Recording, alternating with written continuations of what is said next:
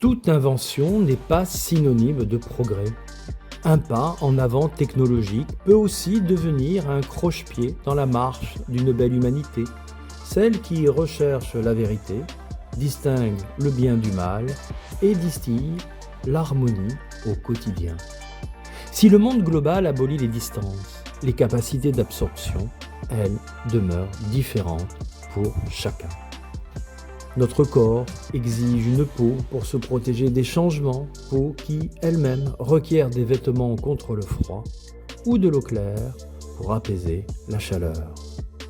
Pour la première fois dans notre évolution, l'intelligence artificielle n'est plus une technologie de complément, mais une technologie de substitution.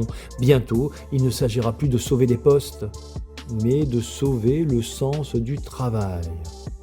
Car si chaque cycle d'innovation passé, mécanisation, électricité, informatique, avait détruit des métiers tout en inventant d'autres, grâce à de nouveaux besoins matériels, l'IA, elle, automatise la cognition, optimise ce qui existe, mais sans engendrer d'appétits inédits, si bien que la productivité croît sans créer d'emplois proportionnels. L'IA remplacera de plus en plus le col blanc et, si nous n'y prenons garde, viendra le tour des cols bleus et avec eux la fin d'une humanité de travail détrônée par l'avènement des androïdes. L'humain doit sentir la valeur de son utilité pour ne pas sombrer. Sans argent, sans profession, sans considération, il verra, dans le théâtre d'ombre devenu sa vie, des simulacres robotisés, plus véloces, plus forts, plus intelligents, creuser à la fois l'écart, ou plutôt le gouffre, de l'efficience et de sa propre tombe. Quand l'humanoïde agira, l'humain disparaîtra de la scène mondiale. Il nous faut plus que jamais une décélération humaine, mettre en place une frontière membranaire, non pour enfermer, repousser, mais pour filtrer et protéger le tissu vivant de notre société. Taxer la productivité non humaine, créer un fonds souverain pour financer le revenu universel, définir clairement la communauté contributive. Être, en un mot, une respiration. Incarner un espace politique capable de maîtriser le rythme du progrès et non de le subir. Un outil rationnel de ralentissement dans la course planétaire de l'IA lancée à vitesse exponentielle. Il est encore temps, mais la fenêtre se refermera vite. D'ici 5 à 10 ans, les humanoïdes deviendront économiquement rentables.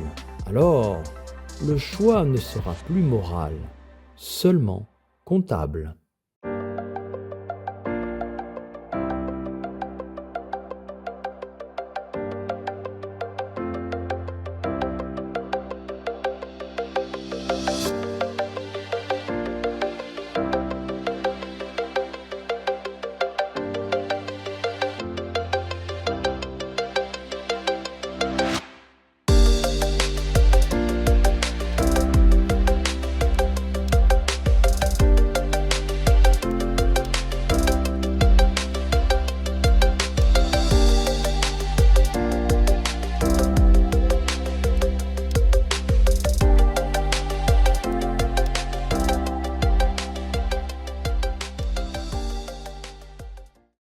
Pour la première fois dans notre évolution, une technologie, ici, l'intelligence artificielle, n'est plus une technologie de complément, mais une technologie de substitution.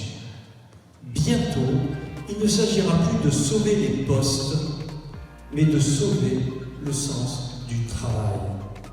Car si chaque cycle d'innovation passé, mécanisation, électricité, informatique, avait détruit des métiers tout en inventant d'autres grâce à de nouveaux besoins matériels, l'IA, elle, automatise la cognition, optimise ce qui existe, mais sans engendrer d'appétit inédit. Si bien que la productivité croît sans créer d'emplois proportionnels. L'IA remplacera de plus en plus le code blanc, et si nous n'y prenons garde, viendra le tour des cols bleus. Et avec eux, la fin d'une humanité de travail détrônée par l'avènement des androïdes. L'humain doit sentir la valeur de son utilité pour ne pas sombrer. Sans argent, sans profession, sans considération, il verra, dans le théâtre d'ombre devenu sa vie, des simulacres robotisés, plus véloces, plus forts, plus intelligents, creusés à la fois, ou plutôt l'écart, le gouffre de l'efficience et de sa propre tombe. Quand l'humanoïde agira, l'humain disparaîtra de la scène mondiale. Il nous faut plus que jamais une décélération humaine, mettre en place une frontière membranaire. Non pour enfermer, repousser, mais pour filtrer et protéger le tissu vivant de notre société. Taxer la productivité non humaine, créer un fonds souverain pour financer le revenu universel, définir clairement la communauté contributive. Être, en un mot, une respiration, incarner un espace politique capable de maîtriser le rythme du progrès, non de le subir, un outil rationnel de ralentissement. Dans la course planétaire de l'IA lancée à vitesse exponentielle, il est encore temps. Mais la fenêtre se refermera vite. D'ici 5 à 10 ans, les humanoïdes deviendront économiquement rentables. Alors, le choix ne sera plus moral, seulement comptable. Les GAFAM sont le docteur Frankenstein de Mary Shelley, et le monstre qu'ils ont créé hier est l'IA d'aujourd'hui. L'IA n'est pas conçue pour faire un choix, mais pour nommer les possibles. Elle est une sophiste, capable de faire passer le jour pour la nuit et la nuit pour le jour.